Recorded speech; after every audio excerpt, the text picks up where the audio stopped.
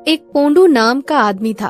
पोंडू गांव में जाकर कच्चा बादाम यानी कच्ची मूंगफली बेचता था।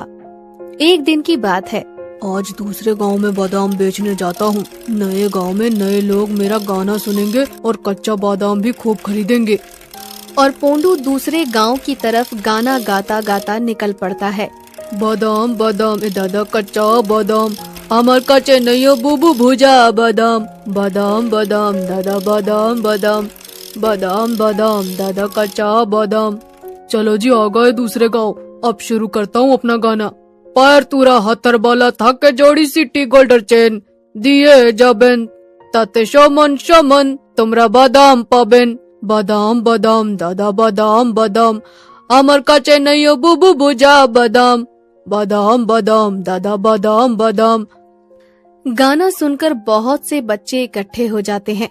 काका मुझे भी 2 कच्चा बादाम। मैं कैसे लूं, मेरे पास तो पैसे ही नहीं है।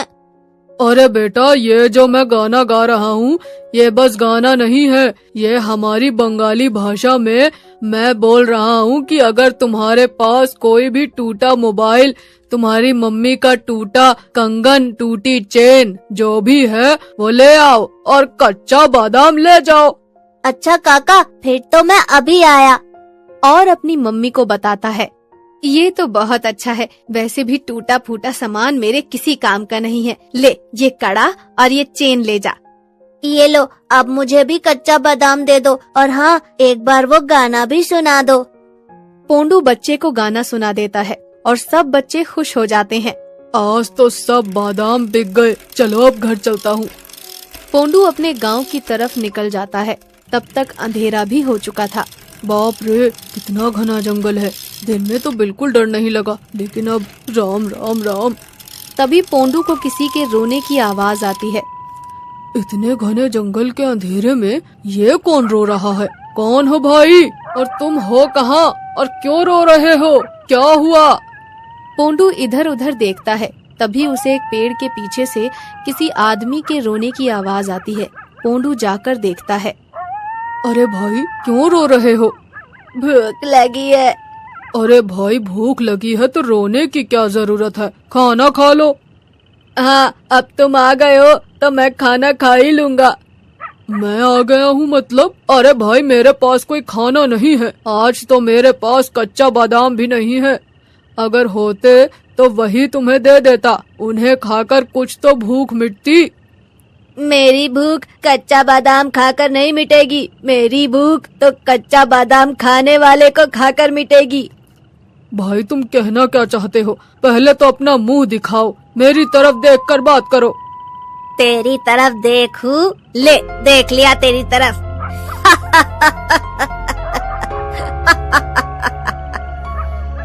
अरे, ये तुम कैसे दिख रहे हो? कौन हो तुम? वो कोई आदमी नहीं बल्कि एक भूत था जो इंसानों को खाता था। मैं काफी सालों से इस पेड़ में कैद हूँ। मेरी आवाज किसी को सुनाई नहीं देती। भूख प्यास से कितने सालों से तड़प रहा हूँ। तुम मेरी आवाज सुनकर आए, मुझे अच्छा लगा। अब मुझे यहाँ से मुक्त करो। पोंडू डर कर भागने लगता है। तभी भूत जल्दी से पोंडू का गला पकड़ लेता है।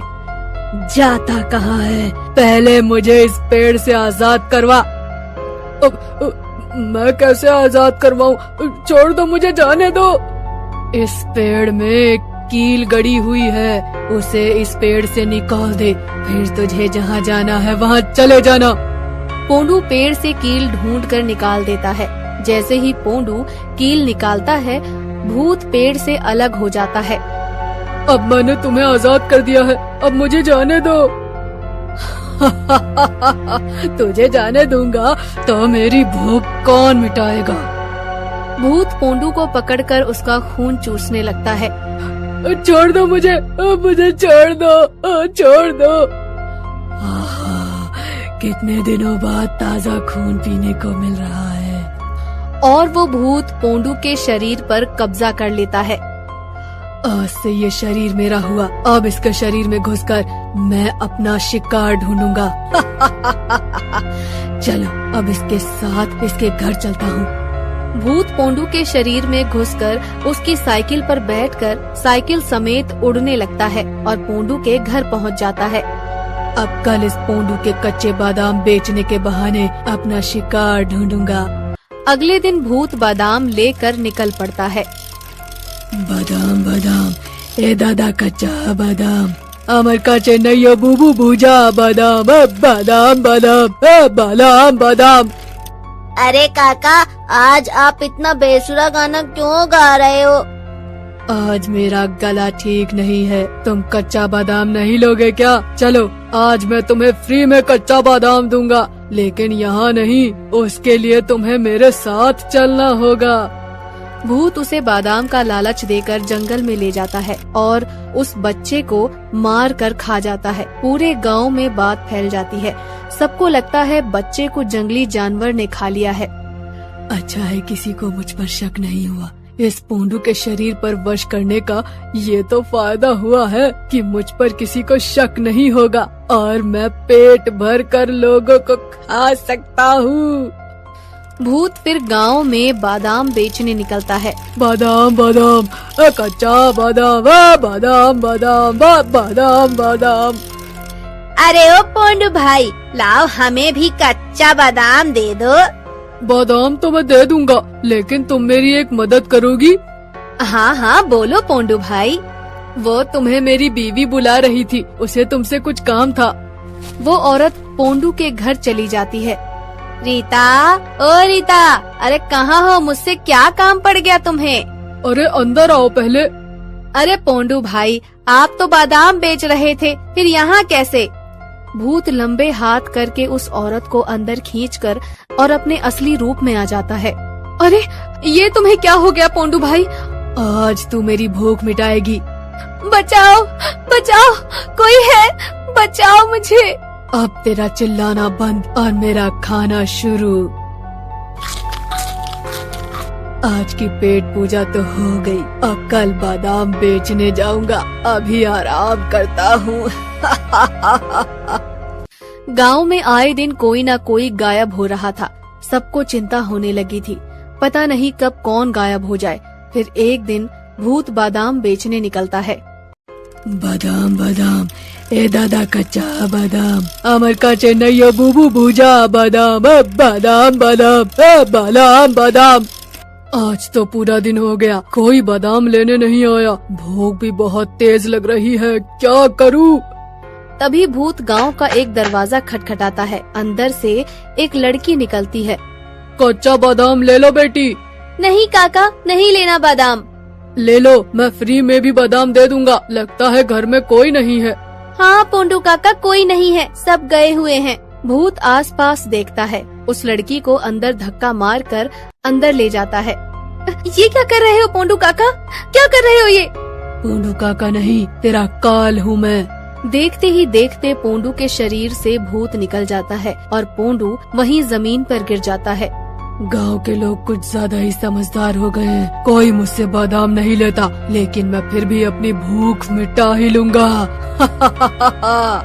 तभी पोंडू की आंख खुलती है और वो चुपके से भाग जाता है और जल्दी से मंदिर के पुजारी के पास जाता है और पुजारी को सब कुछ बता देता है। अच्छा, तो तुम्हारे जरिए वो इस गांव के लोगों को खा रहा था, लेकिन अब तुम सबको बचा सकते हो। वो कैसे पुजारी जी? मैं तुम्हें एक मंत्रों द्वारा पढ़ी हुई एक कील दूंगा। जब भी वो तुम्हारे शरीर में प्रवेश करे, तुम इस कील को उसकी नाभि में गाड़ देना, जिससे उसकी शक्ति बंध जाएगी। बाकी का काम मेरा है, लेकिन हाँ, उस भूत को ये बात बिल्कुल भी पता न चले। पोंडू जल्दी से वो कील लेकर धीरे से चुपचाप उसी लड़की के घर में लेट जाता है। आह, मजा आ गया। इस लड़की का मांस बहुत ही मजेदार था और शरीर में खून भी भरपूर था। सबूत खत्म करने में पूरे 2 घंटे लग गए, लेकिन पेट अच्छे से भर गया। अब जल्दी से यहाँ से निकलता हूँ, वरना अगर किसी को शक हो गया तो कोई मुझे फिर से कैद न करवा दे। भूत जैसे ही पोंडू के शरीर में घुसने लगता है, पोंडू उस कील को भूत की नाभि में गाड़ देता है। भूत वहीं पर तड़पने लगता है। ओह ओह, मुझे क्या हो रहा है? ये क्या हो रहा है? मेरा शरीर क्यों जल रहा है? तभी पंडित जी भाग कर आते हैं और माँ काली के यज्ञ की राख उस पर छिड़क देते हैं और भूत जलकर राख हो जाता है। फिर पंडित उस राख को लाल कपड़े में बांधकर माँ काली की तस्वीर के नीचे गाड़ देता है। अब ये कभी आजाद नहीं हो सकता। पोंडू, तुमने बहुत बहादुरी का काम किया और अपने गांव के लोगों की जान बचा ली, वरना ये एक एक करके सबको खा जाता।